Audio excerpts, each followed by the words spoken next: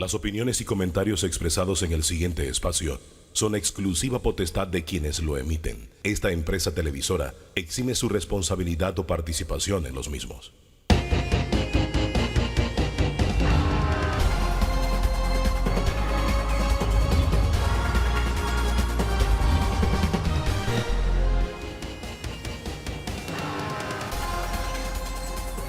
Amigos, sean todos bienvenidos a Debate Abierto. Hoy tenemos un programa con mucho contenido para todos ustedes y tenemos que comenzar con esta información que se dio a conocer durante esta semana. Tal vez una noticia esperada por muchos: la emergencia sanitaria por la COVID-19 ha terminado. Esto lo anunciaba la Organización Mundial de la Salud y horas después se hablaba también de la culminación o terminación de la emergencia internacional por el brote de la viruela símica. Ambos obviamente generaron muchos cambios importantes en el mundo entero. Hoy contamos con la participación del epidemiólogo Arturo Rebollón, un profesional que conoce muy bien sobre esta materia, que estuvo allí día a día junto con otros profesionales haciendo estos aportes importantes a nuestro país y obviamente por el tema de investigación en el mundo entero. Gracias, doctor Rebollón, por estar con nosotros.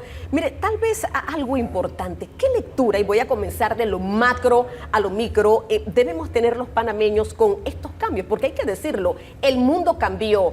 Ya no hay esta emergencia por la pandemia, pero a ver, hay influenza, hay malaria, hay dengue y hay otras enfermedades respiratorias. ¿Cómo debemos verlo los panameños? Bienvenido a Debate Abierto. Muy buenos días, Dorcas y profesor. Para mí es un placer decir también aquí en Panamá que se levantó el estado de alerta a nivel mundial luego de 1000 días. La gente tiene que entender que cuando se activó este estado de emergencia, estamos con menos de 100 casos de COVID. Y se activó a nivel mundial porque estábamos viendo la alta velocidad de infección y la alta mortalidad. La gente a veces se le olvida eso. El primer año, que tuvimos 9 meses solo con eso, murieron 590 personas por día. El segundo año, que teníamos mejores políticas de estrategia, de prevención, mascarilla, ya empezaron a tener las vacunas, bajó a 270. Y en los últimos 16 meses, cada año y medio que tenemos, han muerto aproximadamente 17 por mes, menos de una persona por día. Entonces estamos viendo una reducción considerable de 20 veces a 30 veces gracias a todas las acciones. Pero todo eso ocurrió porque había un estado de emergencia que permitía que todas las cosas se movieran. Ya hoy en día, que estamos en un estado mucho más relajado, se levantan estas medidas y se tienen que ir bajando a los países. ¿Por qué es importante?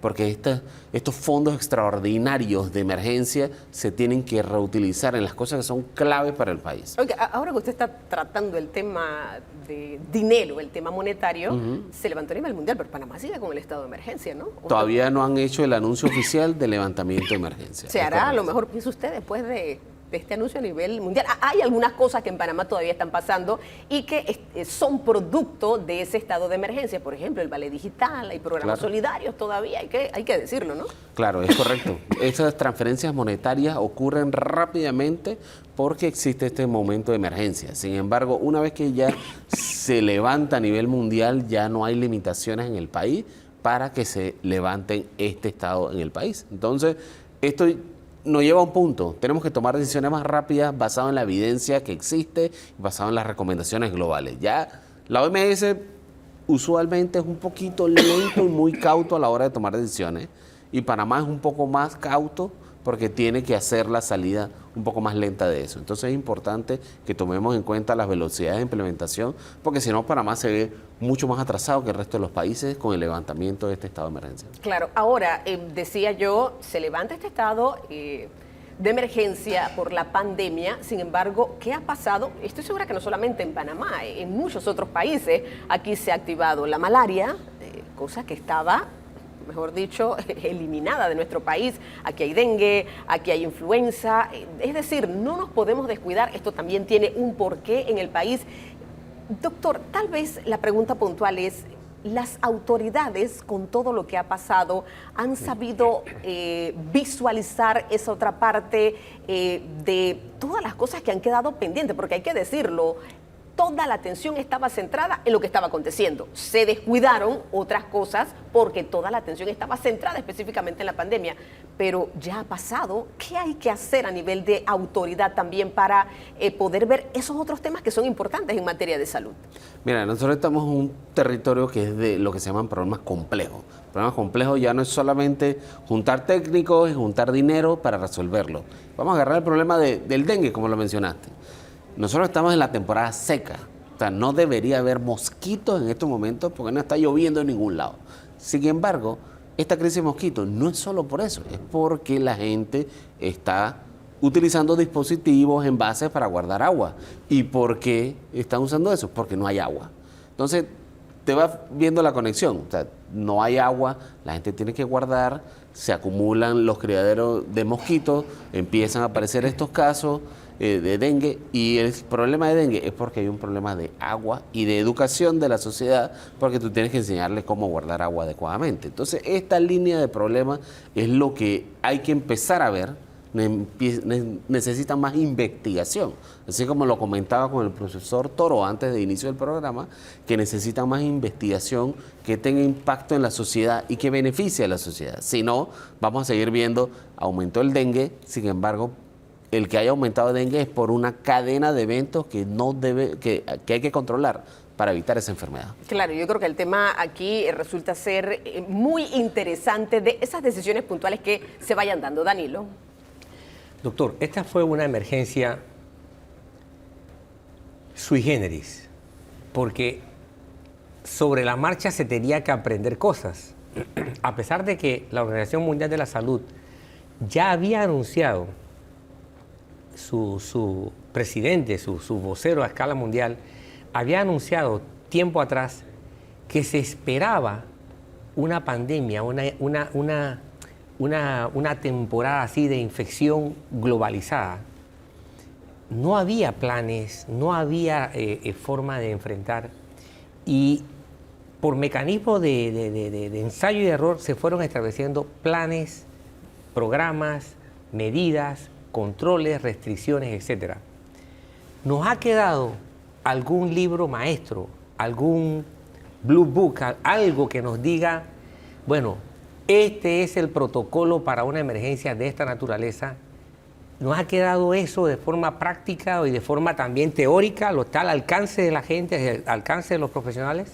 Mira, eso sería el escenario ideal, donde exista una receta para resolver estos problemas antes de que ocurran. ¿Qué sí le puedo decir que ocurrió? Tenemos mejor network, mejores redes de colaboraciones entre científicos, tenemos más sociedades académicas que trabajan entre ellas la Sociedad de Epidemiología y Modelaje Matemático, recientemente fundada en Panamá. Tenemos una sensibilización de la población que donde oye estas patologías se aboca a apoyar estudios de investigación, y tenemos ya mecanismos de emergencia. Sin embargo, todo eso debe estar plasmado en una receta, como lo menciona, y protocolo, que usualmente nosotros los tenemos muy bien diseñados para otras cosas, los desastres ambientales, como inundaciones, que podemos ver desde ya que se están reuniendo grupos para prevenir las inundaciones que van a ocurrir en sitios de inundación, como en Boquete, en Colón, este tipo de cosas. Entonces, eso es lo que hay que tener para estas publicaciones, para estas intervenciones de salud. Ya hay organismos como por ejemplo la Gates Foundation que está trabajando en eso con Johns Hopkins para crear escenarios de cuáles son las siguientes epidemias que pueden ocurrir y prepararnos desde hoy. El problema es que todavía hay como un miedo de cómo es que tú evitas una epidemia sin que ocurra, o sea que la están planeando, y eso no es así. Tú tienes que preparar un montón de escenarios para entonces prepararte a eso. Hubo cosas como, por ejemplo, desde parar prácticamente toda la actividad económica.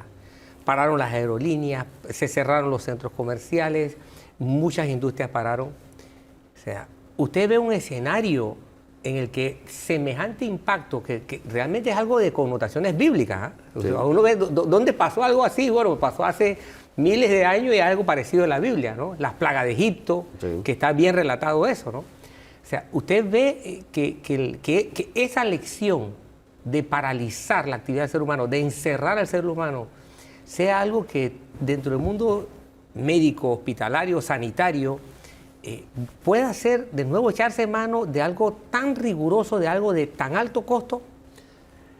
Cuando se hacen los cierres de este tipo, hay que tomar en cuenta un escenario, ¿no? Porque los cierres son una herramienta. Hoy en día ya sabemos que el impacto de ese cierre es mucho más grande que solamente decir hay que proteger la salud, porque se protege, tiene que proteger todo el ecosistema, desde educación, tenemos rezagos en educación, rezagos económicos, rezagos en confianza en la sociedad, en invertir, en moverse, hay cambios de patrones de consumo, entonces tú tienes que hacer mucho más inteligente, aprender de eso y evitar que ocurra, llegar a ese punto. Estamos hablando ya de una línea que muy poco se hace en el mundo, que es medicina preventiva y medicina predictiva. O sea, tú predices qué va a ocurrir en distintos escenarios y pones el dinero donde hay mayor probabilidad. Entonces vas haciendo acciones para que ese escenario no ocurra, porque ya sabemos qué es lo que puede ocurrir si ocurre otro cierre como este. Entonces tú tienes que invertir. La probabilidad que ocurra un cierre de esto, hay que decirlo, es baja, pero es real. Pero tiene que ser una situación como esta que estábamos mencionando. O sea, en el primer año tuvimos casi 5 millones de muertos en todo el mundo, una cosa inaudita en enfermedades infecciosas, y Panamá sufrió eso, porque aquí murieron casi 5.000 personas el primer año. Entonces es importante ponerlas en contexto.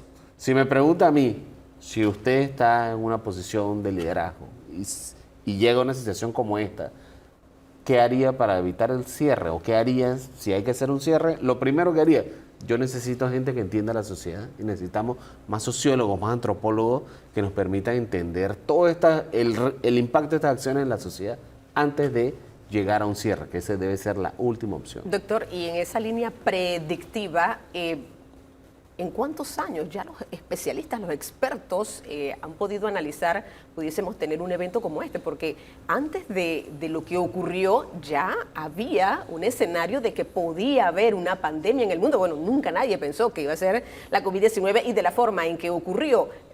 Luego de esto hay a lo mejor, no sé, 5 o 10 años. ¿Qué prevén los expertos en esa línea que usted señala?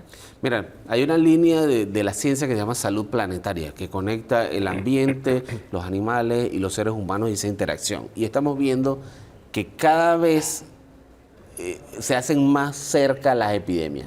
¿Okay? Primero tuvimos el SARS-1, después tuvimos el SARS del Medio Oriente, que es el MERS, hemos tenido la pandemia de influenza, hemos tenido los brotes de ébola gigante, ahora tuvimos COVID, pero la diferencia es que antes ocurrían cada 10 años, después luego cada 5 años, y ahora son noticias de todos los días, entonces la probabilidad que ocurra eso es muy real, ¿y en cuánto tiempo? En un periodo de 1 a 2 años, pero no es que uno dice, hay que esperar a que venga la ola. No, nosotros hoy en día ya existen en los sistemas de salud. Panamá es muy bueno en lo que se llama vigilancia epidemiológica. Ellos están contando todo. Por eso es que ahora se cuentan más estas enfermedades que antes no se vigilaban tanto porque teníamos una percepción que no habían tantos casos. Pero ahora la gente está buscándolos activamente, la gente está más pendiente y podemos hacer acciones antes de que se ríen al riesgo al resto del país. Doctor, iba un poquito por allí. En tema, por ejemplo, de investigación clínica, que yo sé que es uno de sus fuertes, ¿qué se está haciendo al final? Yo he visto titulares como que Latinoamérica está a la vanguardia, se están haciendo investigaciones precisamente por este tipo de epidemias y Panamá no está fuera de esta lista de países que está haciendo estas investigaciones. ¿Qué tanto estamos allí nosotros involucrados? ¿Qué tanto estamos como país preocupados para pues ver esta línea? Mire lo que usted nos dice ya hoy, en el día de hoy, en 1 o 2 años. Yo pensaba que eran 10 o 5, no, en 2 años. Es decir, no podemos descuidarnos, ni las autoridades ni como país. ¿Qué tanto estamos avanzados nosotros en materia de investigación clínica? Mira, aquí en investigación clínica tenemos que ver algo. Tenemos varios centros de investigación amplios que se enfocan en enfermedades infecciosas como Cevaxin. Tenemos centros de enfermedades neurológicas, que es otro de los focos muy grandes, con el INDICASAD, la doctora Gabriel Britton liderando este proyecto gigante, hermoso. Tenemos proyectos de investigación de cáncer, de enfermedad renal, incluso la investigadora con mayor impacto es una nefróloga que está en el interior del país, porque los estudios que hace tienen impacto a nivel planetario. Entonces, el rol de la investigación clínica nos adelanta a ese tipo de cosas. Entendemos mejor los problemas, acercamos las soluciones, en este caso son o mejor diagnóstico o mejor tratamiento para las enfermedades que impactan. ¿Y cuáles son las enfermedades que impactan? Ahorita mismo, son 5. Las enfermedades cardiovasculares, tenemos la diabetes, tenemos cáncer, y de esto, si tenemos que escoger lo que más nos duele, tenemos que agarrar los tumores de la mujer. Los tumores de la mujer, el cáncer de mama, el cáncer cervico-uterino, las enfermedades que cuestan un montón de dinero al sistema de salud, las enfermedades hematológicas. Hay que buscar mecanismos para que sea mucho más rápido conseguirlo. También es importante enfermedades renales, como te mencioné. Y no puedo dejar de decirlo, la otra semana es el Día Mundial de la Investigación Clínica. Y aquí en Panamá vamos a estar compartiendo algunas acciones con algunos grupos como el CENACID, la Caja de Seguro Social, la Universidad de Panamá, Roche. Vamos a estar impulsando este tema de la investigación clínica para todo el mundo. Danilo, para finalizar. Doctor, hay 2 palabras que están vaciadas y viciadas, las 2, aquí en Panamá. Uno es urgencia y la otra es emergencia. Total. Uno llega, llamado urgente, tienes que ver esto urgente. Yo contesto normalmente, ¿y quién se está muriendo? No hay muerte, entonces no hay urgencia. Bien. Y emergencia también. Por ejemplo, hoy día tenemos aquí, en el área metropolitana, en la ciudad de Panamá, una emergencia sanitaria. Total. La de Cerro Patacón. Pero no se conoce el plan de acción, no se conoce cuál es su alcance, no se conoce quiénes están implicados o afectados. ¿Cómo podemos llamar emergencia sanitaria si no sabemos prácticamente nada de eso que está ocurriendo? Mira, eso del llamado de emergencia sanitaria es un salto que tiene que ocurrir, porque lo que están llamando que es una emergencia sanitaria son los técnicos que empezaron a hablar porque empezaron a ver un aumento en número de casos de alergia, de fiebre, de malestares respiratorios. No es casualidad que estén despegando los cuadros de influenza por irritación pulmonar y ese tipo de cosas secundarios a un exceso de humo en la ciudad. Todos los días te levantas y hay una nube de humo. Entonces es importante, las políticas de desechos tienen que ser transparentes, si no saben cómo decirlo, hay que decirlo. O sea, no tenemos una ruta, vamos a construirlo paso a paso, así como se hace en la tecnología. Tú produces pequeños pasos y vas avanzando a un plan, pero tienes que tener un objetivo final a donde quieres ir, que en este caso es manejo de desechos. El problema es como lo mencionan, cómo hacer que esa palabra de emergencia, que ya está en las bocas de todo el mundo, se convierta en emergencia y que la gente diga hay que poner fondos, hay que traer técnicos, hay que hacer este trabajo fuerte, hay que buscar mecanismos para evitar que ocurran los incendios. Entonces, esas son las rutas que hay que construir y estoy totalmente de acuerdo. Tiene que ser transparente, con datos más abiertos para compartir esto y encontrar soluciones juntos, porque este es un problema que nos afecta a todo el país.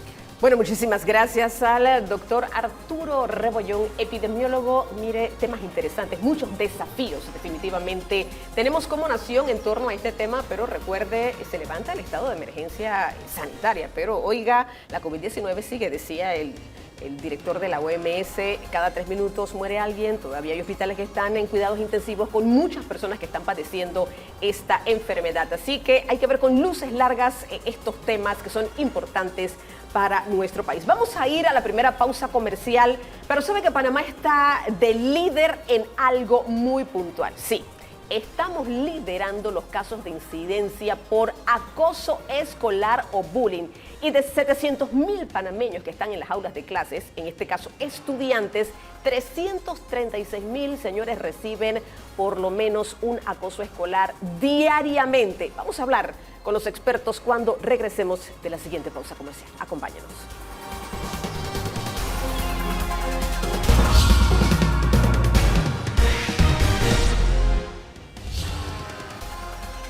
Amigos, continuamos aquí en Debate Abierto. Bueno, hablábamos un poco sobre salud, ahora vamos a hablar un poco de la conducta humana. Y decíamos que Panamá está liderando específicamente un tema y no necesariamente tiene que o es motivo de orgullo para los panameños, y es precisamente que estamos liderando los casos de incidencia de acoso escolar. Y decía yo que de 700,000 estudiantes aproximadamente que están en las aulas de clases en este año lectivo, 336,000 son objeto a diario de acoso escolar. ¿Cómo se traduce esto? ¿Qué hacen las autoridades? Y esta semana precisamente veíamos un caso muy puntual de una pelea que comenzó en un centro educativo que terminó en las calles con una menor de 13 años desfigurada literalmente. ¿Qué está pasando con la conducta? Bueno, los expertos van a hablar con nosotros en la mañana de hoy. Tenemos al director nacional de los gabinetes psicoeducativos del Ministerio de Educación, el director Vadim Moreno, también la psicóloga Marian Mudarra. Con ellos vamos a tratar, Daniel, un poco de analizar este tema, porque muchas veces nosotros hablamos de, economía, la salud, estamos hablando de salir de las listas, GAFI y demás, pero cuando nosotros estamos analizando lo que ha ocurrido, y no sé, voy a arrancar por aquí de repente, no sé si esto es producto de la pandemia, no sé si es que a través de las redes las personas suben más este tipo de hechos o acontecimientos, pero yo creo que tenemos que preocuparnos. Director Vadim, voy a comenzar con usted, porque aquí estamos hablando de situaciones que se dan en las aulas de clase. En Colón, en estos días, a un estudiante se le dispara un arma. Hemos visto otros acontecimientos de este tipo. Entonces, ¿qué está pasando? Y voy a arrancar por aquí. ¿Cómo el Ministerio de Educación está haciendo para tratar de ayudar a estos jóvenes? Porque creo que ese es el tema. Más allá de acusar o responsabilizar a estos jóvenes, hay que ayudarlos porque algo debe estar pasando. Bienvenido a Debate Abierto. Gracias por la invitación. Por supuesto que el Ministerio de Educación tiene una labor primordial, que es la prevención. Nosotros trabajamos, tenemos una serie de programas de prevención. Y esa prevención también debe llevarnos a una detección, atención, a referencia y al seguimiento. Nosotros en los centros escolares, después de la pandemia, se han elevado las cifras de casos de bullying, pero no solo de casos de bullying, también en aspectos emocionales. Eso puede ser digamos que un factor que determine esta conducta en algunos estudiantes, ese confinamiento, esa etapa de casi 2 años en casa. Director, disculpe, permítame traducir. ¿Están siendo los estudiantes más agresivos? ¿Es eso lo que usted trata de decir? Porque hay casos muy puntuales que le llegan a uno donde niños, me han llegado este tipo de información, dicen, mamá, es que en el salón de clase todos los niños se portan mal, no le hacen caso a la maestra. Y esto no lo he escuchado una vez, director Vadim, lo he escuchado mucho. Entonces, ¿la conducta de los estudiantes se ha vuelto más agresiva? ¿Es eso la traducción de lo que usted nos dice? Sí, eso es muy cercano a lo que está pasando, ¿no? Hay un cambio de conducta en los estudiantes después de la pandemia. Hay una serie de situaciones que se veían en los centros escolares, pero se ha aumentado los casos.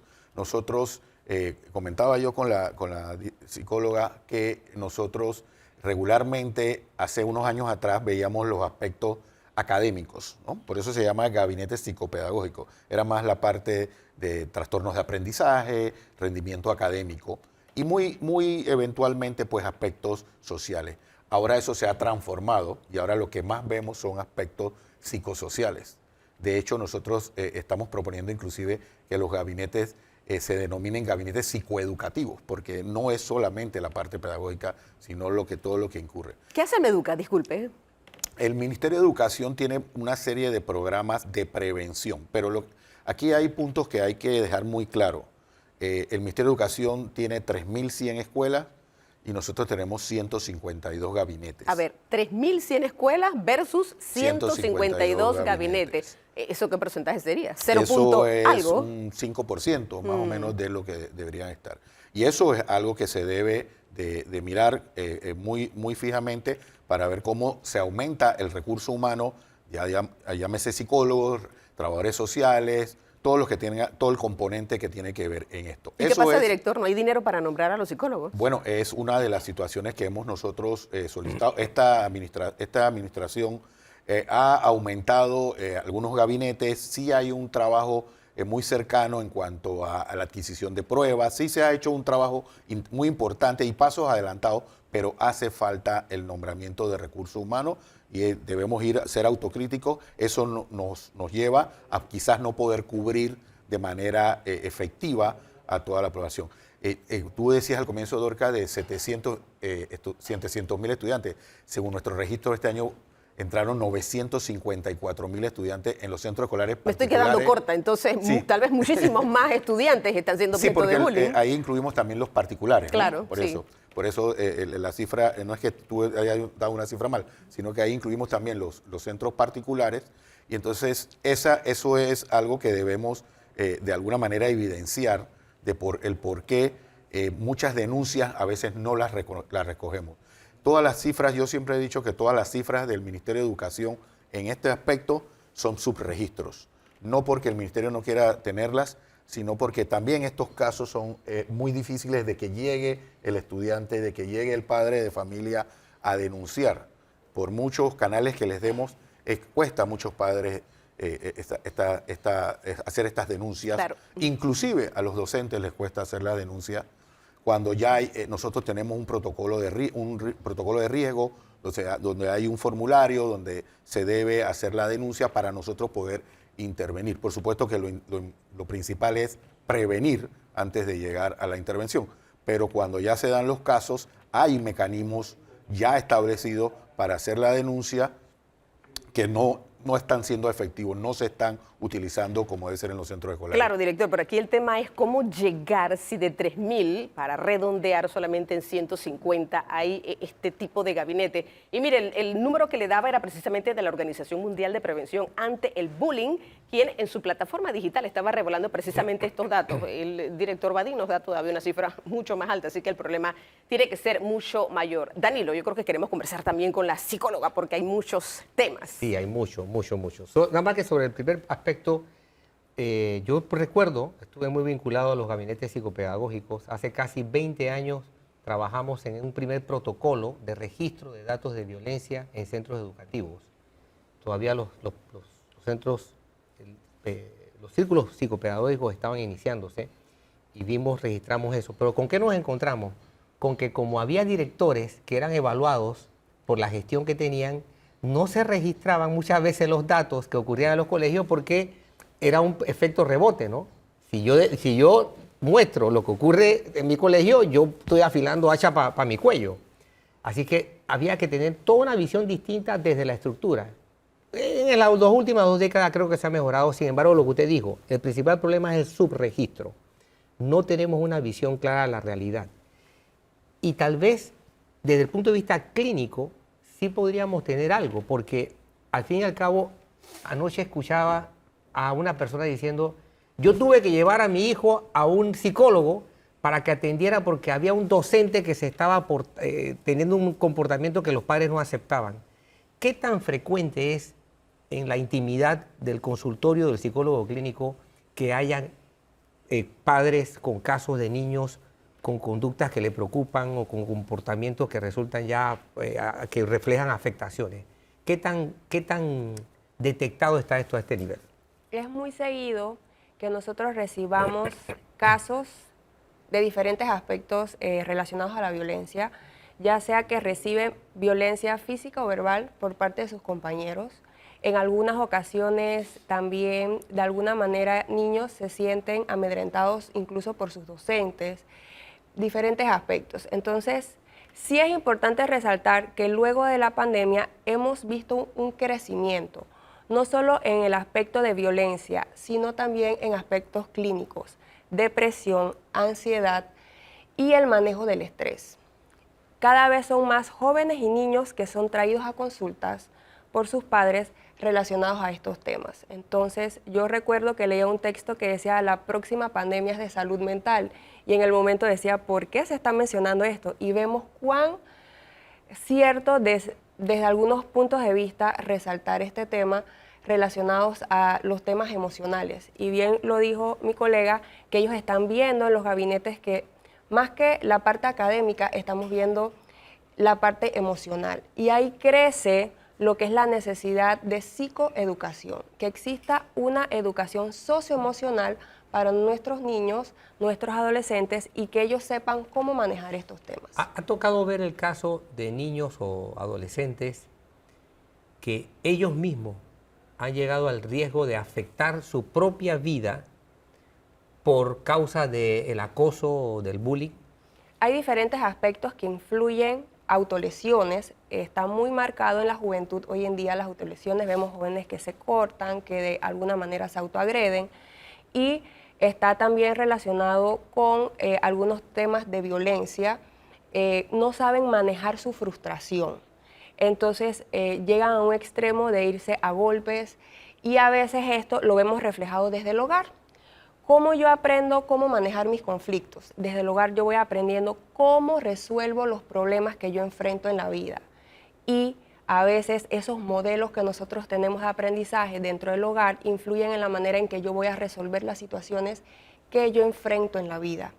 Cuando vamos a la escuela, vemos que si en el hogar se resolvía mayormente con agresión, con violencia, ya sea verbal o física, es la manera que ellos ven que se resuelven esos temas. ¿Hay algún indicador que nos diga que nosotros podamos tener violencia endémica o violencia registrada a un nivel preocupante en los centros escolares de Panamá? ¿Hay algún indicador que nos esté dando alguna señal de alarma?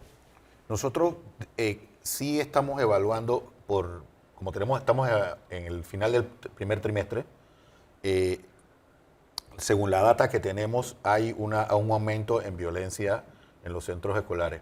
No podría determinar que hay un indicador concreto que nos lleve a eso, pero sí han aumentado los casos de violencia en centros escolares.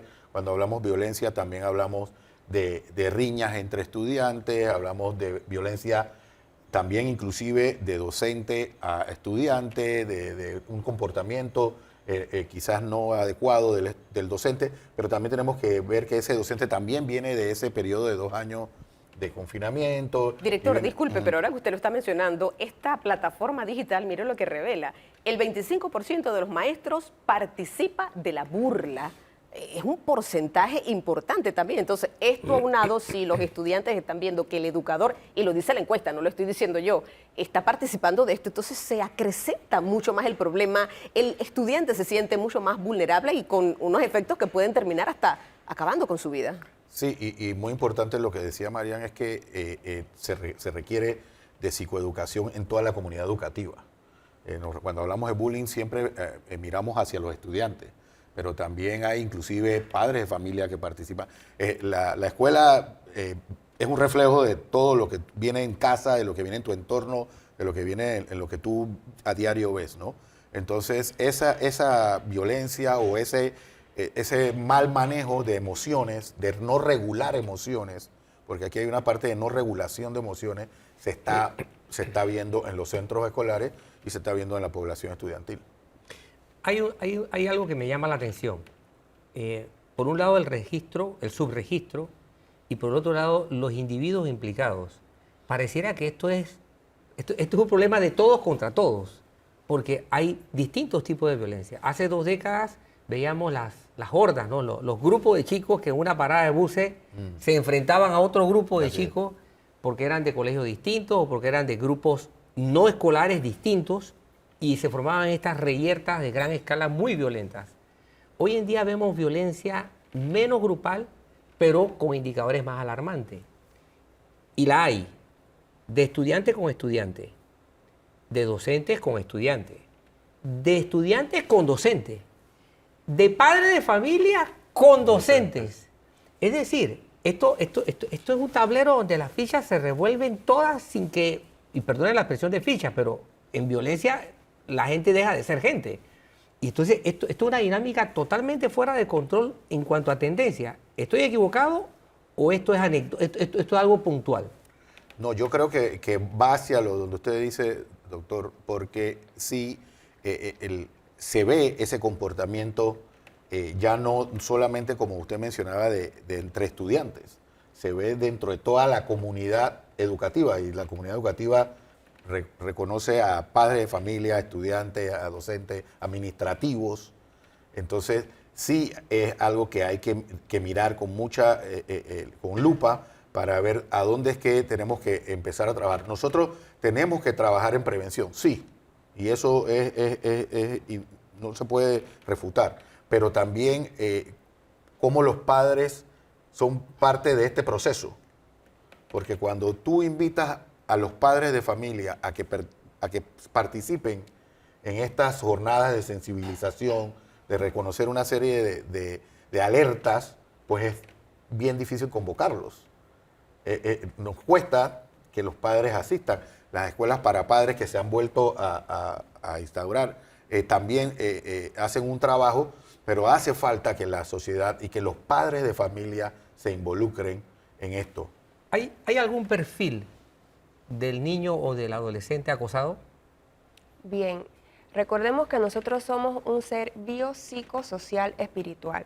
Diferentes factores se ven involucrados en un comportamiento, ya sea infantil, adolescente o en adultos.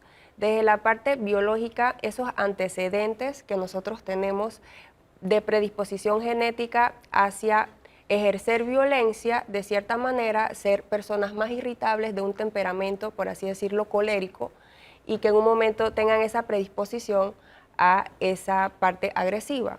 También desde la parte social, el individuo se ve rodeado de personas que incitan a la violencia, o socialmente vemos que nuestros familiares de esa manera resuelven las situaciones a través de la violencia. Entonces, cuando vemos un perfil, porque cuando nosotros vemos la violencia solamente la vemos a veces desde la parte del agresor, pero a veces también desde la parte, por así decirlo, del agredido. Claro. Entonces, ¿qué perfil tienen estas personas agredidas?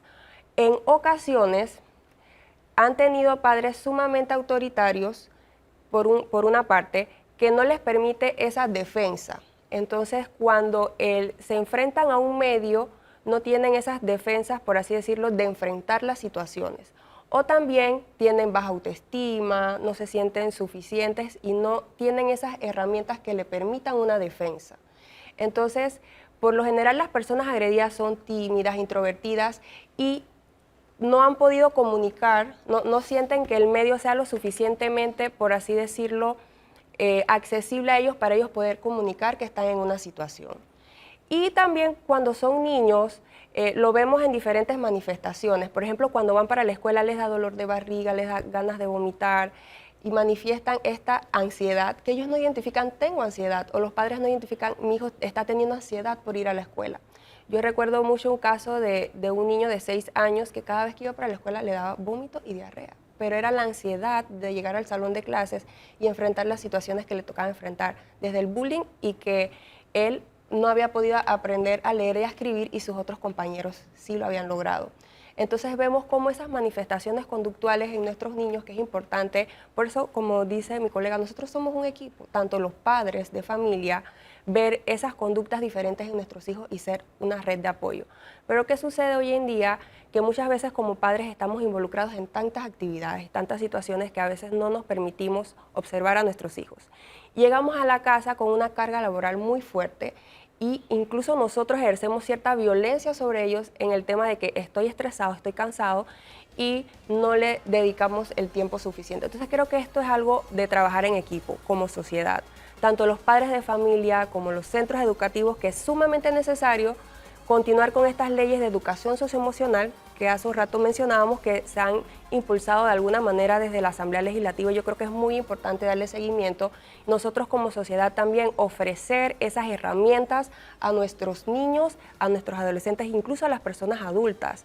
¿Por qué? Porque nosotros hoy en día nos enfrentamos a diferentes estresores, desde un tráfico, desde mi preocupación por las deudas que yo tengo, y todo eso a veces nos hace estar más irritables de lo regular. Entonces, al estar más irritables con un detonante, un problema, tendemos a tener algunas reacciones más agresivas que lo que hace unos años atrás podíamos encontrar. Claro, yo creo que es un tema que hay que analizar. De repente hay que detenerse un momento, ver qué es lo que estamos haciendo en el caso de los padres con sus hijos y prestar atención a esos síntomas, licenciada Marian, que usted plantea, y los retos acá que tiene también el Ministerio de Educación de poder acrecentar más, aumentar más esos gabinetes psicoeducativos, porque, señores, es muy importante, estamos hablando de las futuras generaciones. ¿Qué estamos sembrando nosotros en estos niños, en estos jóvenes para el futuro? ¿Qué clase de ciudadanos vamos a tener, profesionales que van a dirigir las riendas de nuestro país?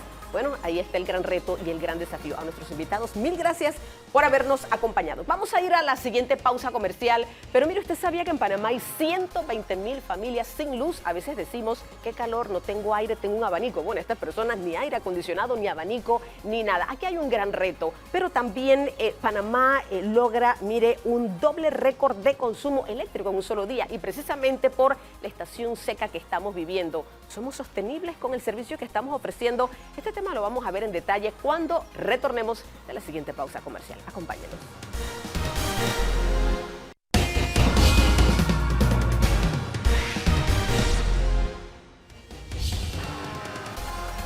Amigos, continuamos en Debate Abierto. Oiga, tratando temas importantes definitivamente. Y la energía eléctrica no escapa a esta realidad. Precisamente esta semana que acaba de concluir, había un foro de la PD que tenía que ver específicamente con este tema. Nos acompaña aquí el ingeniero Cristóbal Zamudio. Él es el vicepresidente de la Comisión de Energía de la Asociación Panameña de Ejecutivos de Empresa. Bienvenido, ingeniero. Yo creo que hay temas importantes.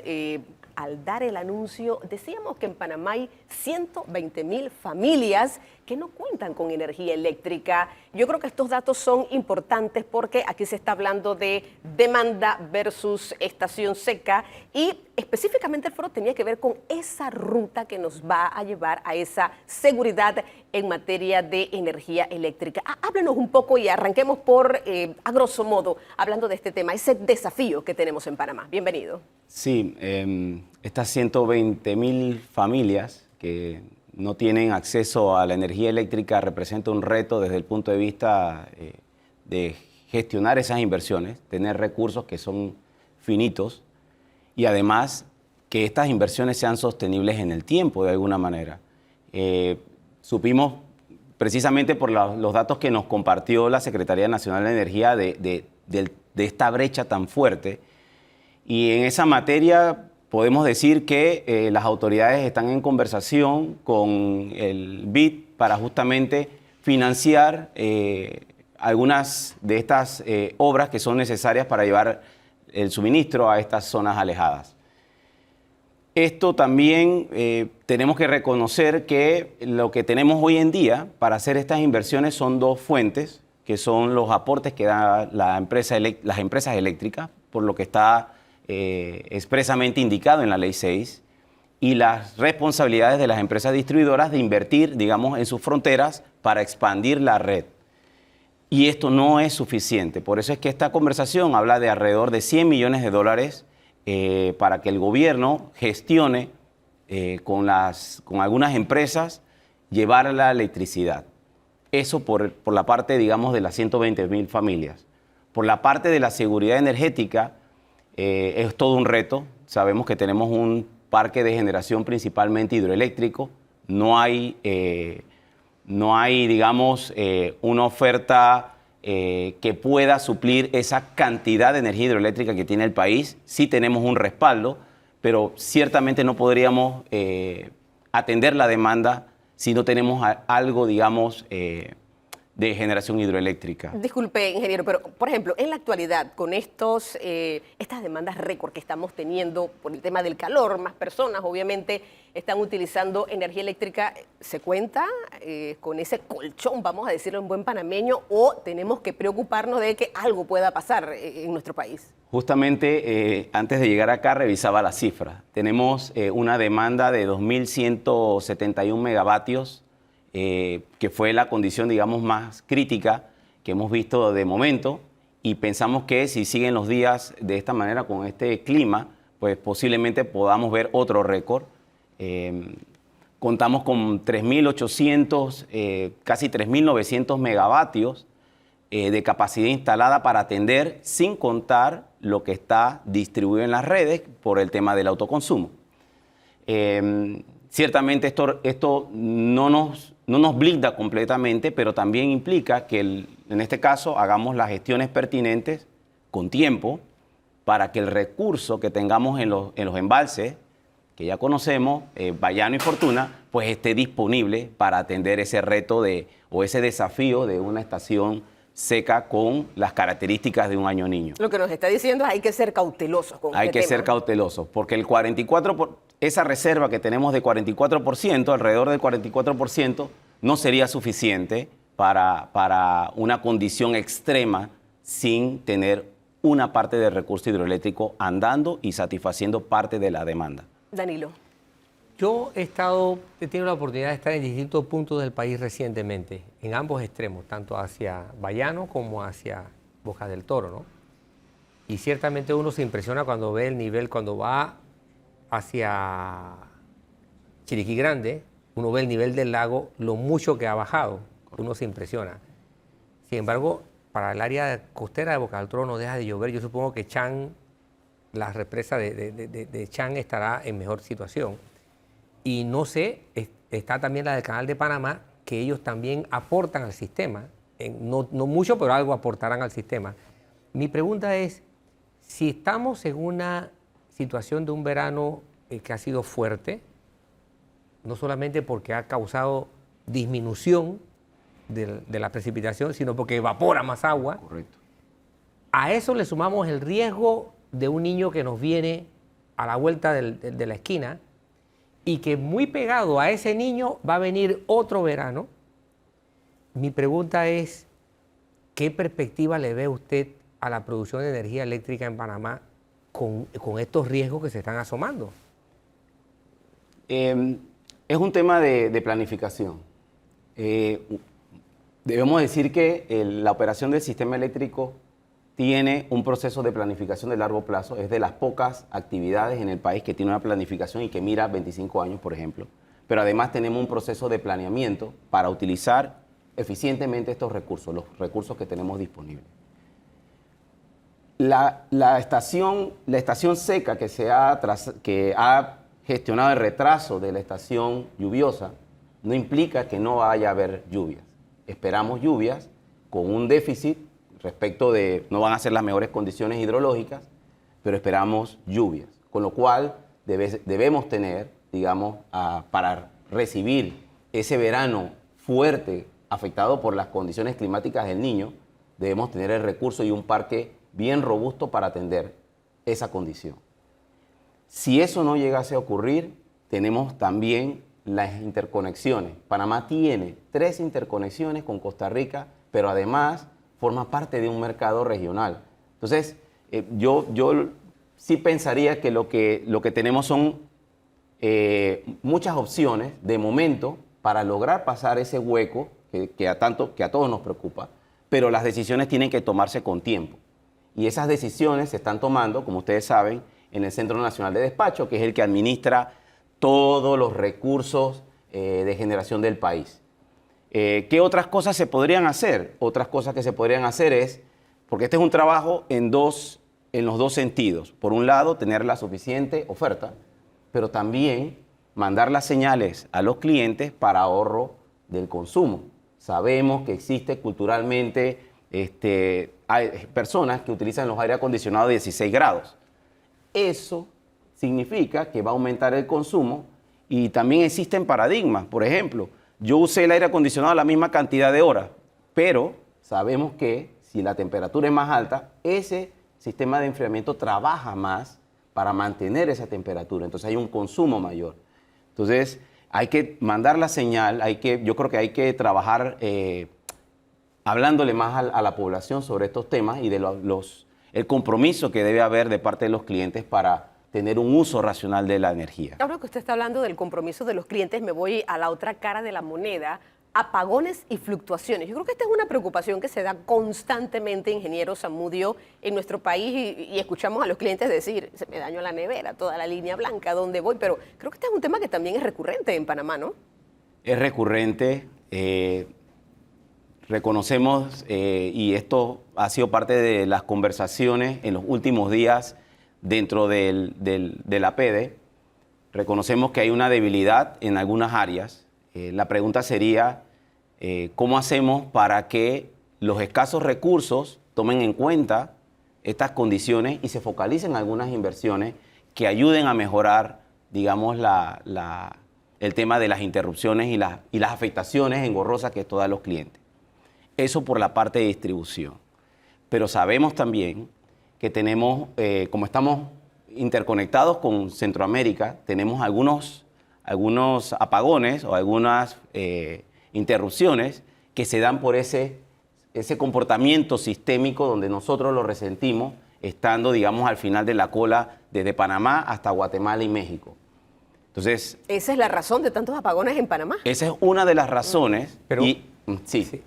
Pero estamos hablando, yo le voy a hablar específicamente de una región, Panamá Oeste. Lleva años con un apagón un día y el otro también. Entonces, perdón, no uno, a veces varios apagones un día y en el otro también. Entonces, hay algo que no está funcionando en Panamá Oeste. Y me refiero a lugares como Capira, San Carlos, Chorrera. O sea, hay algo que tiene que estar muy mal en Panamá Oeste, pero ¿por qué no se ha podido ver después de tantos años? O sea, es un tema de conversación, como mencioné. Hay un tema de conversación que hay que tener con la Autoridad de los Servicios Públicos para que desde los recursos que se dan para gestionar inversiones que son reconocidos en las tarifas de las empresas distribuidoras, exista una, digamos, una priorización, una conversación para ver qué inversiones podrían ayudar a mitigar esas que son parte de la redistribución. Pero tenemos que decir algo más, y es que siendo el sistema eléctrico conformado por todos los eslabones que ya conocemos, transmisión, generación, cualquier estornudo que ocurra en este sistema que está delicado, digámoslo así, va a afectar a los clientes. Sí existen, y lo hemos validado, existen afectaciones a los clientes de Chorrera, y no solamente del área de oeste, Chorrera, Arraiján, Capira, que son producto de estas situaciones, pero también del lado del centro de la capital. Nosotros en la PEDE, que conversamos con distintas representantes que laboran en compañías, industrias, sí les preocupa este tipo de cosas, y pareciera que hay que hacer una conversación para lograr una, digámoslo así, una mayor sofisticación en el monitoreo de la red, en proteger a la red de estas situaciones, que es lo que nos estamos quedando detrás respecto de otros países, y con eso pudiésemos generar alternativas para mitigar que por lo menos estos eventos que no están en la red de distribución no afecten a los clientes. ¿La autogeneración nos ayudaría en algo? Totalmente, la autogeneración nos ayuda porque por un lado tú tienes cerca de donde están los puntos de consumo, tienes una inyección de energía, pero no lo es todo porque todavía no es suficiente, es muy marginal esta capacidad de generación.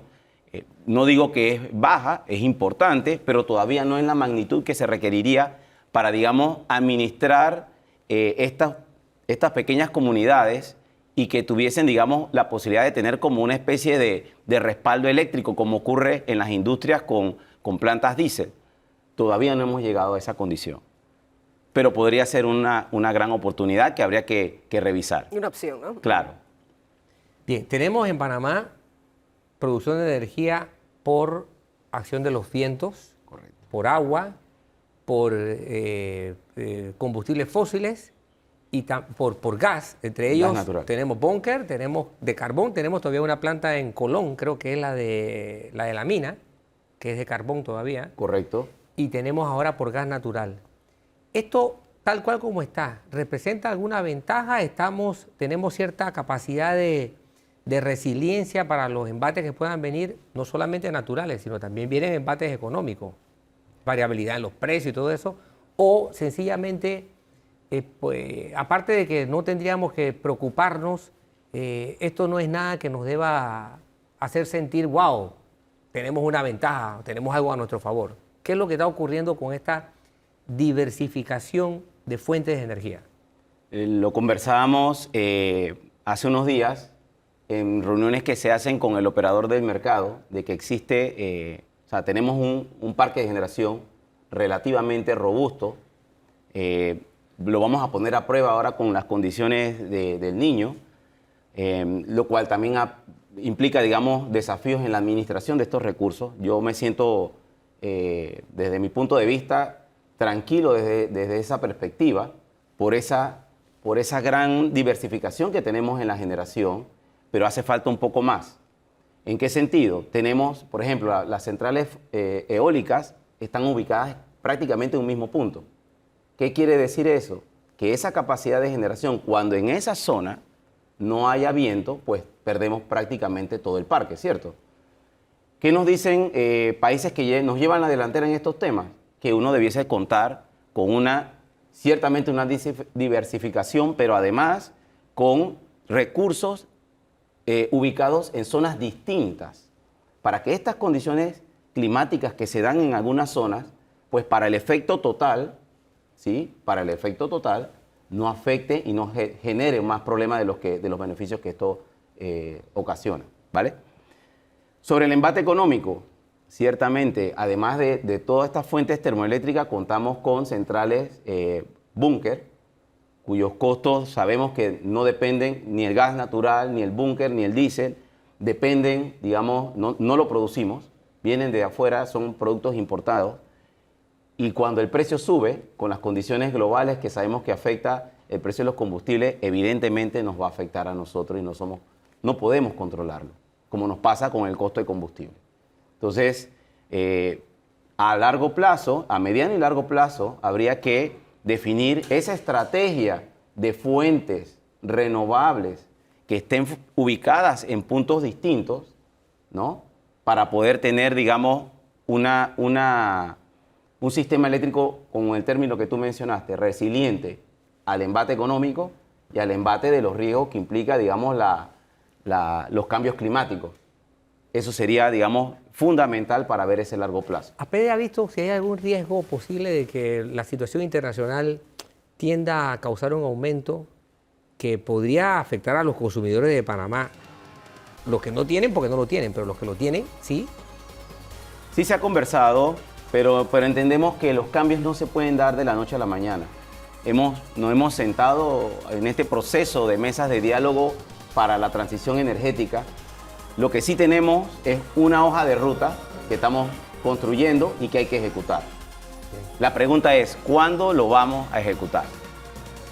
Bueno, definitivamente temas importantes y retos y desafíos importantes en materia energética. Agradecemos al vicepresidente de la Comisión de Energía de la APD, el ingeniero Zamudio, por habernos acompañado. Cristóbal Zamudio, por haber estado aquí, darnos estos detalles que son interesantes. Vamos a ir a la siguiente pausa, pero vamos a hablar sobre crecimiento económico en nuestro país, cómo lo ve el CONEP. Vamos a hablar con su presidente específicamente. ¿Los números son buenos o no son buenos casi al cumplirse un primer semestre de este año? Vamos al cambio y retornamos con más.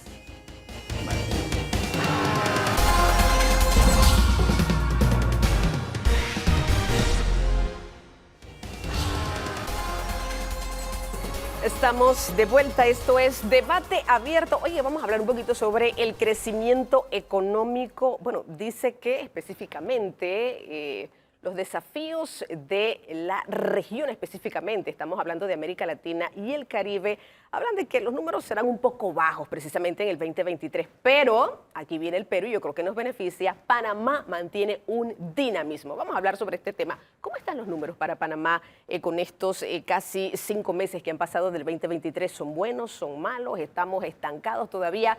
El presidente del Consejo Nacional de la Empresa Privada, Rubén Castillo, nos acompaña para hablar de este tema. Me decía algo importante que me dejó pensando, Dorcas, no solamente se trata de crecimiento económico, es que hay algunos factores alrededor de que inciden específicamente en que esos números realmente sean positivos para el país. Bienvenido, presidente. Cuénteme un poquito cómo lo ve el sector privado en este momento. ¿Avanzamos? ¿Estamos estancados? ¿Esos números están en verde, en rojo, en amarillo? ¿Cómo lo ve el sector privado? Bueno, Bienvenido. Nosotros somos adictos al optimismo.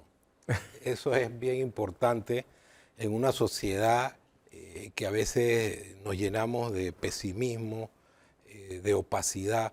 Nosotros creemos que hay que ver los horizontes generosos por las condiciones que tiene el país.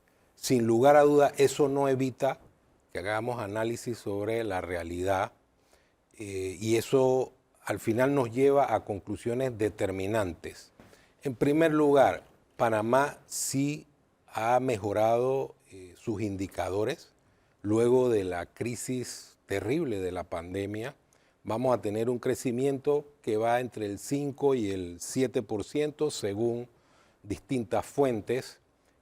Nos hemos recuperado en forma rápida en relación con otros países. ¿Eso es por una estrategia gobierno, sector privado o no es tan así? Yo creo que tenemos condiciones como país que han permitido que nos recuperemos de esa forma. Sin embargo, hay elementos que nosotros analizamos como ventanas que pueden permitir mejorar las condiciones del país. En primer lugar, el tema de la desburocratización. Nosotros tenemos que hacer un esfuerzo para que haya una efectiva desburocratización de la actividad pública. En segundo lugar, parece una expresión común y persistente el tema de la justicia. Cuando hablamos de confianza y seguridad jurídica, que son elementos básicos para atraer inversiones, tenemos que fortalecer la justicia de tal forma que ésta sea expedita, que actúe sin ningún tipo de atenuantes, es decir, que haya igualdad ante la ley. También requerimos mejorar la estructura básica de la educación. La educación debe conectar con el futuro. Como dijo alguien, el futuro no es lo que era. Ahora estamos en un camino en el cual todo lo que tiene que ver con innovación, tecnología, desarrollo es fundamental que esté inserto en la actividad educativa. Si esos elementos no los podemos amalgamar, vamos a tener problemas para lograr un efecto directo en la promoción de empleo, en el combate a la informalidad. La informalidad tiene dos vertientes. Esa informalidad cruel de la persona que sale todos los días a ver cómo se gana el pan de ese día, que es una cosa que debemos combatir, es decir, debemos lograr que las personas tengan empleo digno.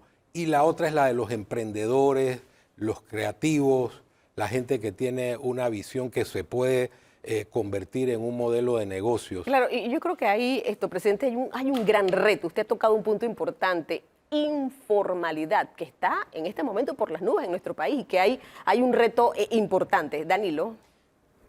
El gran reto que, a no ser que usted me corrija, que yo veo en el sector productivo de Panamá es cómo aprovechar mejor el recurso humano. O sea, porque los otros recursos, el financiero, los recursos naturales, la tecnología, de alguna medida se pueden resolver más o menos rápido. El asunto es cómo hacemos para que el recurso humano de este país esté orientado a una mayor o a una mejor, todavía mejor, valga la redundancia, a una mejor productividad. El CONES se ha planteado alguna estrategia después de este golpe, de este golpe terrible que ha sido la pandemia, algo diferente con respecto a esa formación del recurso humano para la productividad en Panamá. Evidentemente, desde el momento en que se dio la pandemia, de forma insistente le mencionamos al gobierno una serie de elementos esenciales para recuperar la economía. Medidas inmediatas que se tenían que tomar. Pero desde hace mucho tiempo hemos dicho que debe fortalecerse la educación dual, que debemos mejorar nuestras estructuras educativas, que la formación técnica es esencial, que las habilidades blandas también son básicas para que el país progrese. Si eso no lo conseguimos y no hacemos un pacto de Estado en ese tema, vamos a tener problemas para poder aprovechar las oportunidades que nos da las características que tiene nuestro país. Nosotros podemos ser un hub de convenciones, nosotros podemos mejorar nuestra estructura turística y en el turismo podemos encontrar la base para una gran cantidad de empleo. Podemos desarrollar modelos que permitan atraer alta tecnología al país, viendo nuestras características geográficas. En fin, hay una gran cantidad de cosas que podemos hacer. Sin embargo, tenemos ese rezago educativo que nos viene en primer lugar de normas jurídicas del siglo pasado. O sea, la educación panameña está fundamentada jurídicamente en una ley de 1947, del siglo pasado. Es imposible evolucionar con esos condicionamientos. Y además, una actitud que a mi juicio no es la mejor de promover paros, huelgas, que al final pueden tener un fundamento que es razonable en cuanto a las demandas de mejora de las condiciones estructurales de las escuelas, etcétera, etcétera, pero el mismo hecho de la huelga o la paralización está afectando el futuro de la nación. Hay otros elementos que conspiran y que son elementos básicos que tienen que ver con la ciudadanía. No puede haber promiscuidad entre la política y la opacidad. nosotros tenemos que tener una política de otro aliento. Tenemos que generar espacios donde haya verdaderos pactos de Estado para que haya una visión de futuro que permita que el país logre verdaderamente un desarrollo uniforme. Eso le preocupa. Estamos en un año preelectoral y usted sabe todo lo que está pasando. Estamos viendo lo mismo que vimos hace 5 años atrás, el saludo, el abrazo, visito los barrios humildes y aquí nos vamos con esto. Pero propuestas concretas, por ejemplo, ¿usted ha visto alguna ante tantos problemas que tenemos en este país? Bueno, la política se ha convertido en un concierto de banalidades, de cosas superficiales. Eso no es lo que espera la nación. Si nosotros seguimos en esa vorágine de cosas sin sentido, simplemente al final no vamos a poder resolver los problemas fundamentales del país y no vamos a llevar a nuestra ciudadanía a verdaderamente valorar programas, ideas, planes, sino que vamos a llevar esto a una especie de reality show que no debe ser de buen recibo dentro de la política. Eso obviamente le preocupa al sector privado. Nosotros quisiéramos que hubiera un gran debate nacional que culminara en planes de Estado, que haya concordancias entre distintos sectores que nos ayuden a proyectar el país que todos queremos. Pero escogemos a los gobernantes nosotros. Claro, porque hay un déficit de ciudadanía. Nosotros hemos reducido la democracia al acto de la votación. De ahí nos replegamos. Vamos en retirada del ejercicio ciudadano y ese es un error. Nosotros tenemos que convertirnos en auditores sociales. Tenemos que estar pendientes de la gestión pública. Tenemos que promover el cumplimiento de nuestras obligaciones para poder exigir nuestros derechos. Y eso va a generar un equilibrio que va a permitir fortalecer la democracia y fortalecer el Estado de Derecho. Si no, nosotros estamos delegando a través de un cheque en blanco a quienes van a administrar el Estado toda una serie de actividades que al final van a afectarnos. Así es que hay que promover la participación ciudadana. Danilo. Hay 2 actividades planteadas al escenario estatal en la que la participación del sector privado es determinante. Una tiene que ver con la seguridad social, porque el sector privado es un aportador vital, indispensable, y quisiera saber si el sector privado de Panamá enfrenta ante este escenario electoral y ante el escenario específico de la Caja de Seguro Social, enfrenta un discurso, una propuesta específica, ve esto con el optimismo adictivo con el que usted se ha presentado hoy, o hay otra tesis. El otro escenario tiene que ver con la incursión de las asociaciones público-privadas. ¿Cómo la está percibiendo, dado que el gobierno parece irse por la carreta de estimularlas? A ver, el tema del seguro social es un tema fundamental que debe ser asumido con racionalidad y no a través de sesgos ideológicos. Hay un hecho concreto que se ha definido que existe un déficit en el programa de invalidez, vejez y muerte. Eso es incontrastable porque lo ha dicho la Junta Actuarial de la Caja del Seguro Social y lo ha dicho la Organización Internacional del Trabajo. ¿Qué hacemos? ¿Miramos para otro lado para que cuando regresemos la mirada no encontremos nada? Entonces yo creo que la actitud debe ser enfrentar el problema y discutir los planteamientos. El sector privado, a través de CONEP, ha hecho un planteamiento concreto que no pretende imponer, pretende debatirlo para que haya una solución que permita que ese sistema de invalidez, vejez y muerte tenga estabilidad y que puedan resolverse los problemas de la Caja del Seguro Social. Eso por un lado. El tema de las alianzas público-privadas nos parece una fórmula interesante. Obviamente, eso tiene que ir acompañado de una gestión que tiene que ver con la auditoría de cualquiera de los proyectos, que eso es básico. Porque a veces se cuestiona que a través de estos mecanismos de alianzas público-privadas hay opacidad.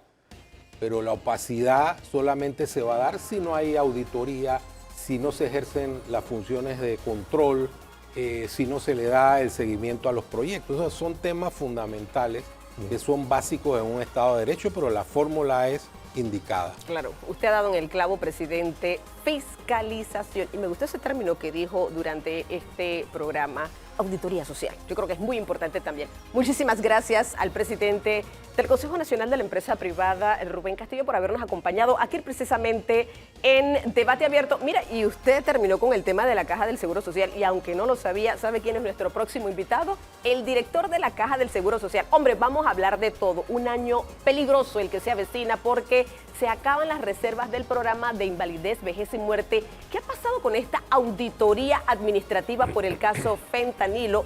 El tema de la licitación de este caso tan puntual de los pacientes de hemodiálisis, y la licitación del oxígeno también es otro tema importante. Todo esto lo vamos a conversar con el director de la Caja del Seguro Social, Enrique Lao Cortés, después de este corte comercial. Acompáñenos.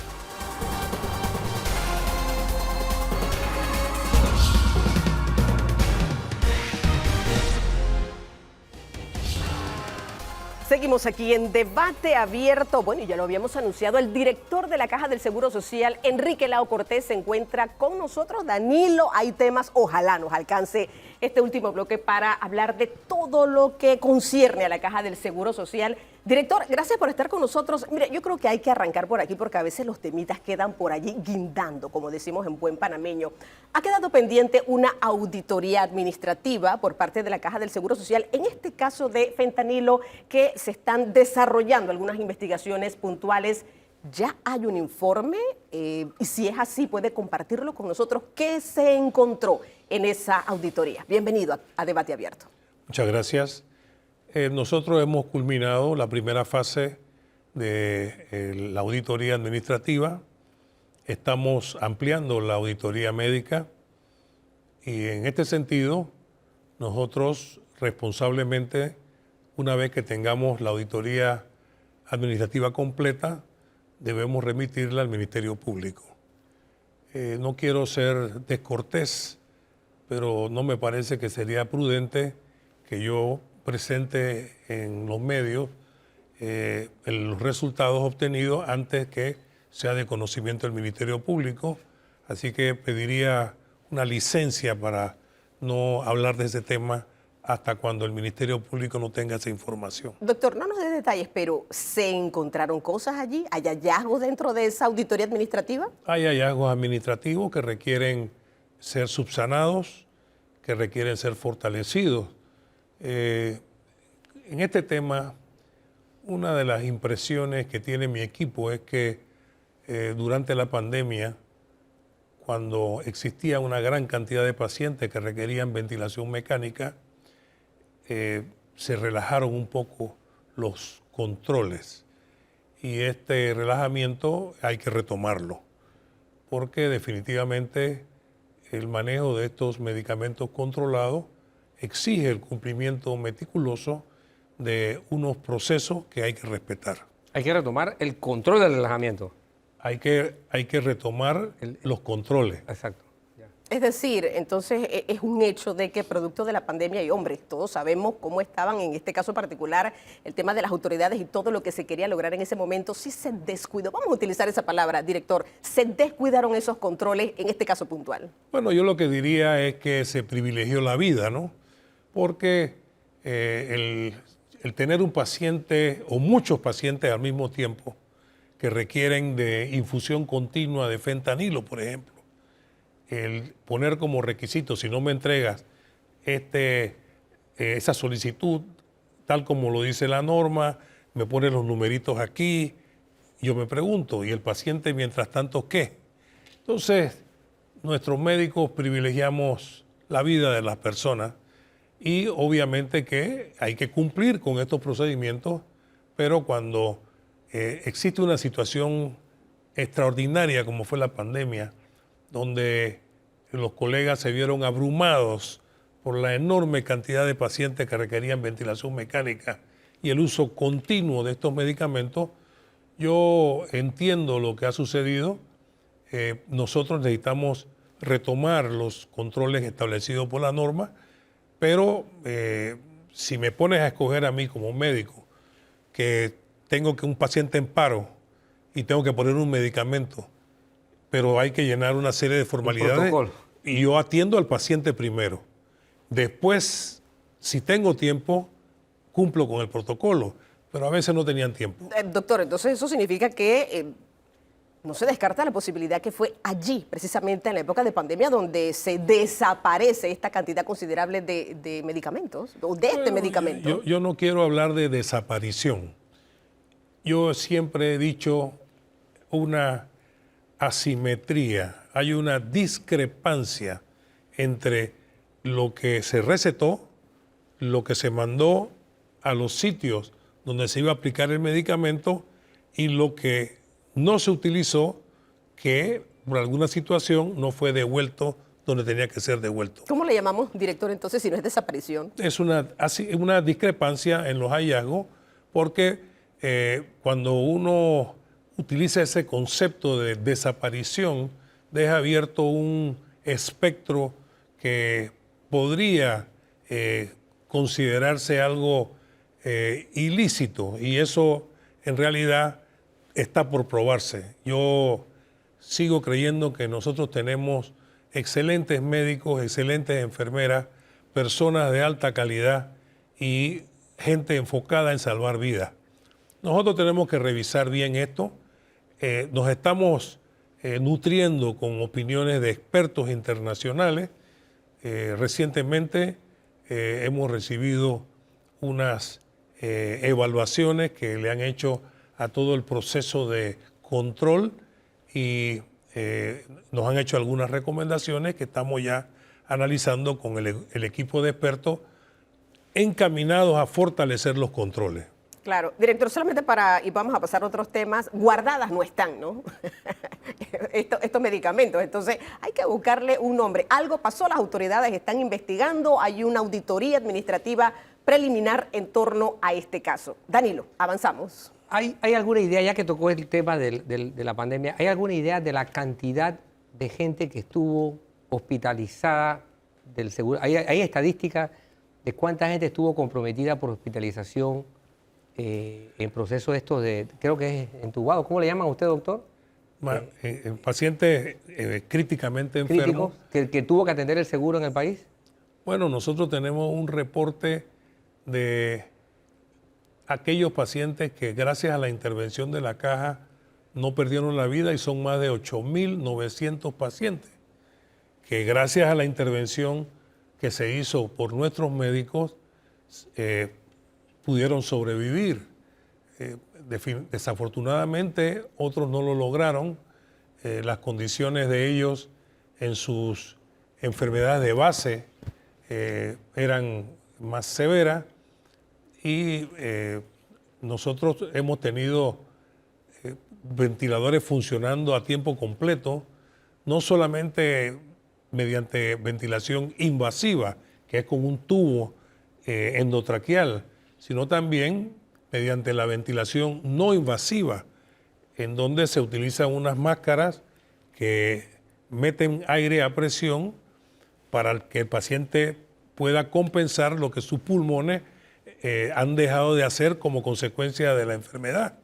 Estamos hablando de una cantidad de pacientes que pudieron haber requerido este medicamento de manera atípica. Sí. Claro. Director, vamos a ir a otro tema porque me parece muy interesante. Van a convocar a una nueva licitación por el caso de los pacientes de hemodiálisis que salieron constantemente a las calles, pero me llama la atención que se va a convocar una nueva licitación porque se dan cuenta de una desventaja que hubo entre empresas. ¿Es esa la razón? ¿Y cuándo se dan cuenta que tal vez una empresa no contaba con toda la información para que pudiese participar? ¿Nos aclara eso, director? ¿Cómo no? Los actos públicos, para que sean transparentes, no necesariamente deben ser exclusivamente apegados a la legalidad, sino que tienen que cumplir también con los aspectos de equidad, igualdad de oportunidad y de que exista una libre competencia. Efectivamente, nosotros en el curso de el análisis de este proceso de licitación pública se detectó que hubo un proponente que presentó una queja que consistía en que la institución no le había dado de manera oportuna un documento que certificara el grado de experiencia que tenía en el servicio de hemodiálisis. Nosotros verificamos eso y constatamos que era cierto. A pesar de que nosotros hemos insistido a todos los funcionarios públicos la responsabilidad de cumplir con sus tareas de manera no solamente eficiente y eficaz, sino también transparente, ¿no?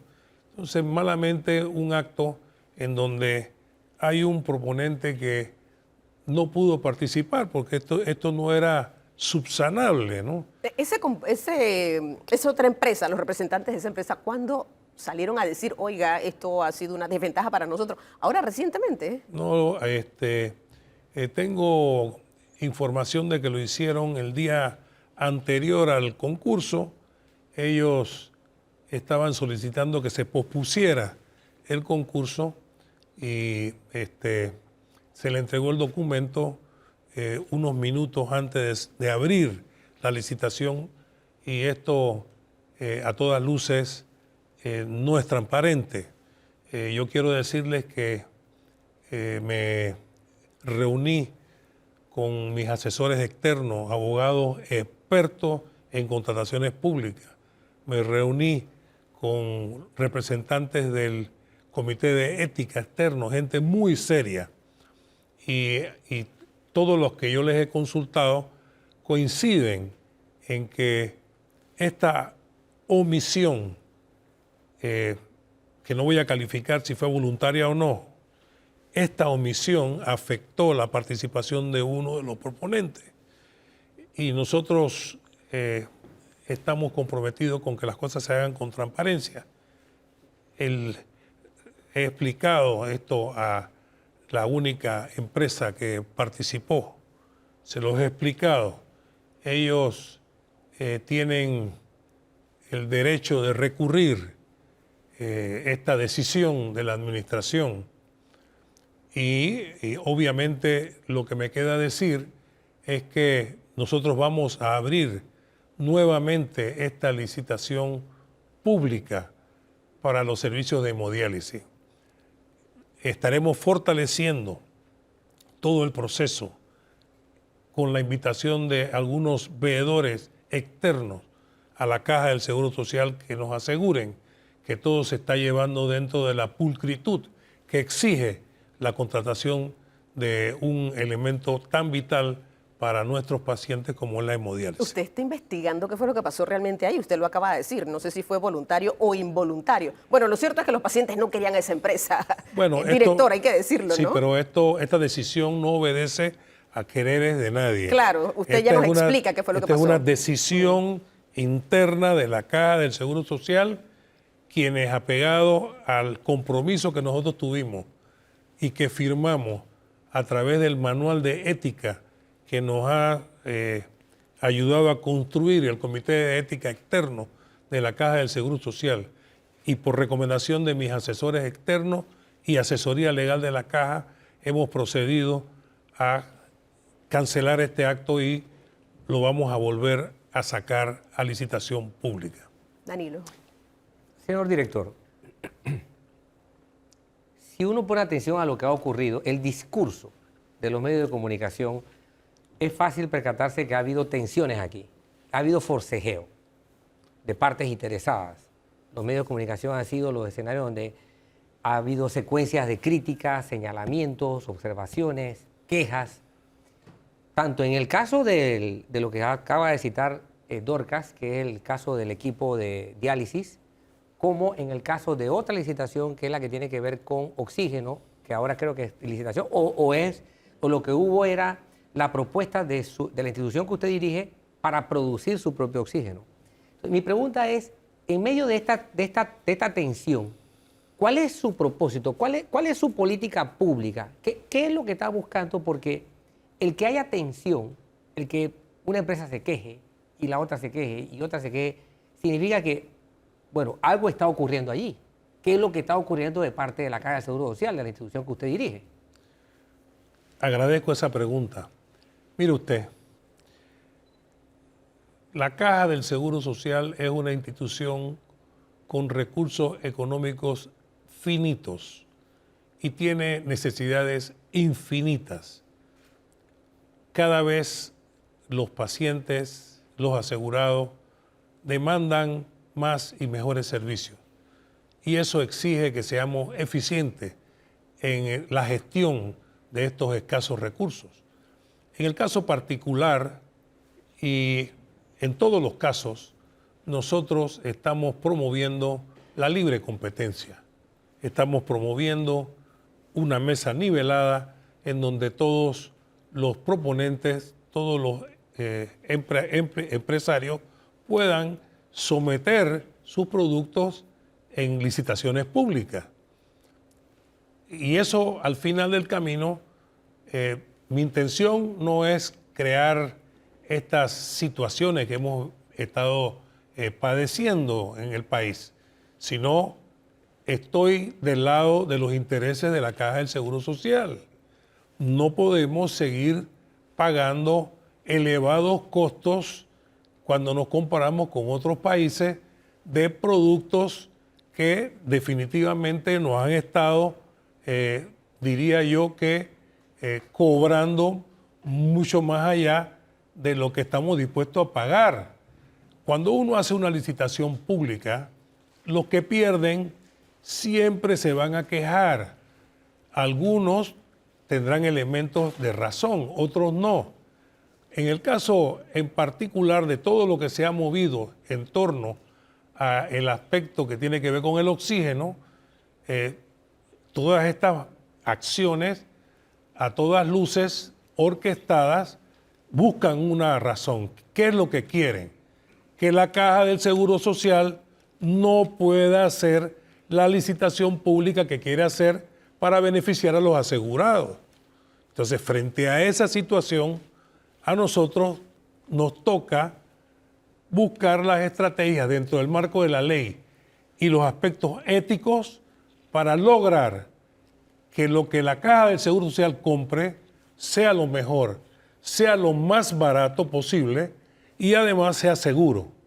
En esos aspectos nosotros estamos enfocados y lo hemos hecho con los medicamentos, lo hemos hecho en el tema de la hemodiálisis, lo estamos haciendo en el tema del oxígeno. ¿Qué queremos nosotros? La Caja no es que está empecinada en que quiere producir su propio oxígeno, es que nos han obligado a producir nuestro oxígeno frente a los precios que nos están cobrando.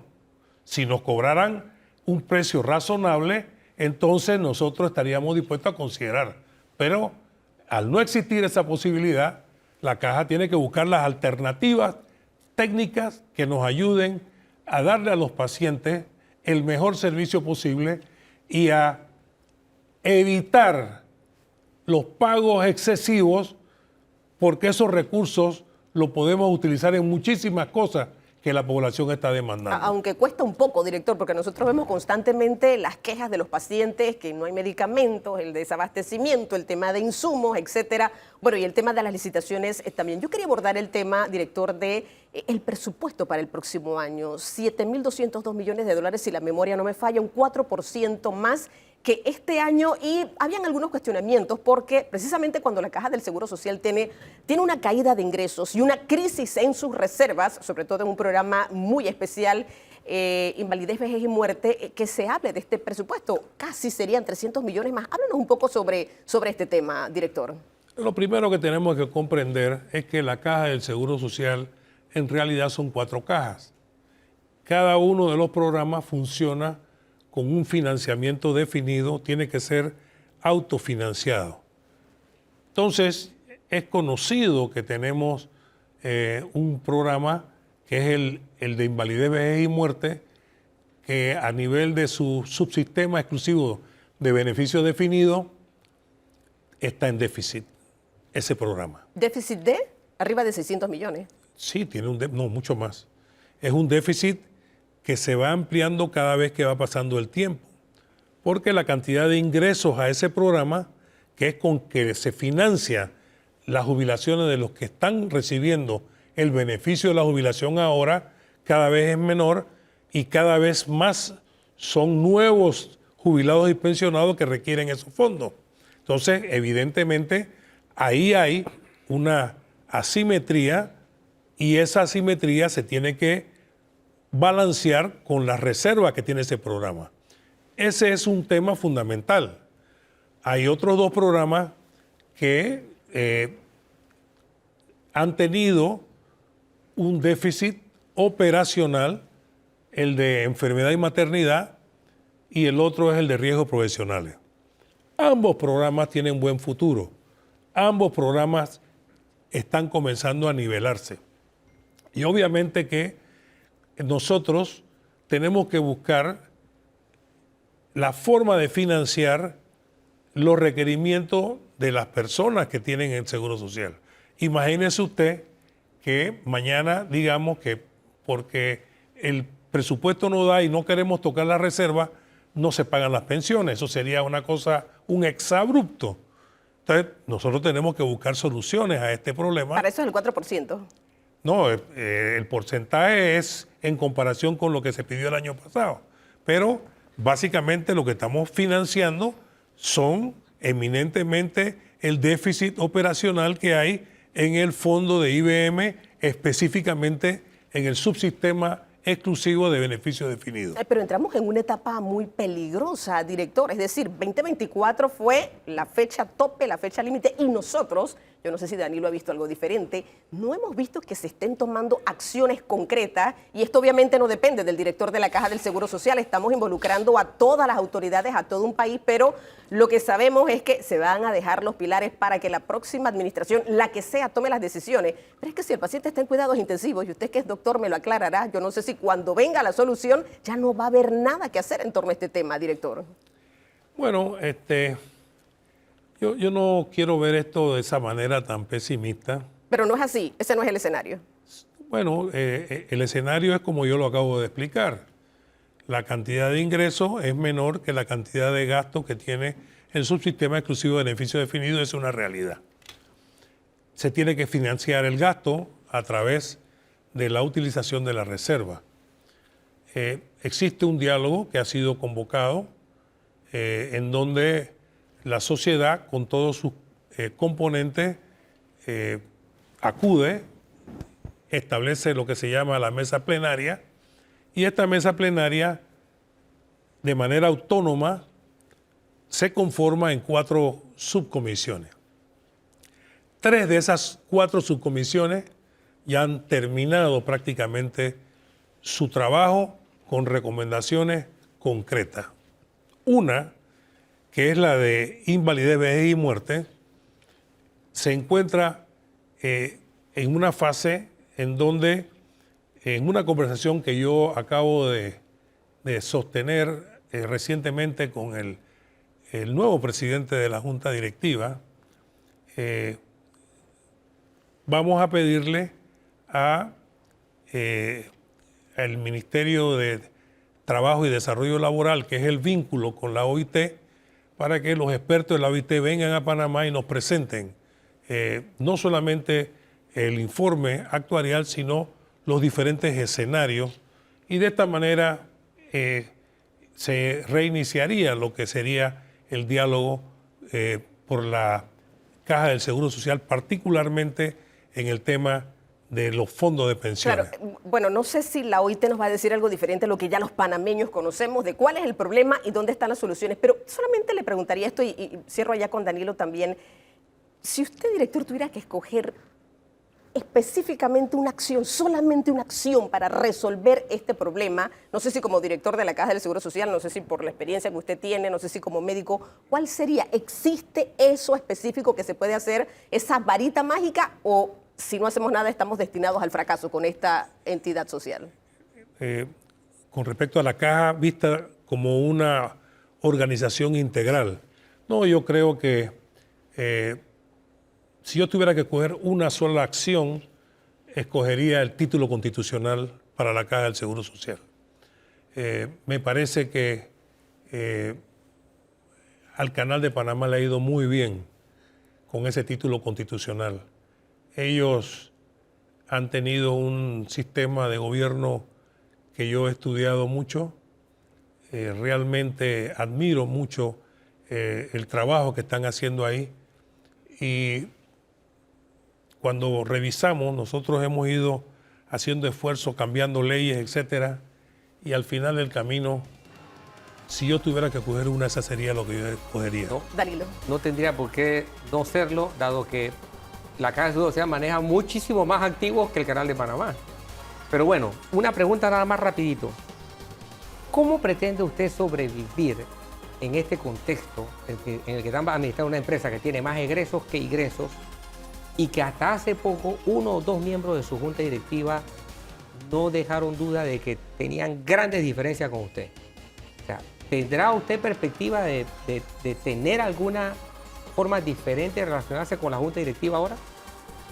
Pero yo no quisiera llevar este tema a lo personal. Nosotros actuamos siempre profesionalmente y tampoco quiero hacer ningún comentario de lo que ya pasó. Como hombre optimista que soy, quiero ver el futuro, ¿no?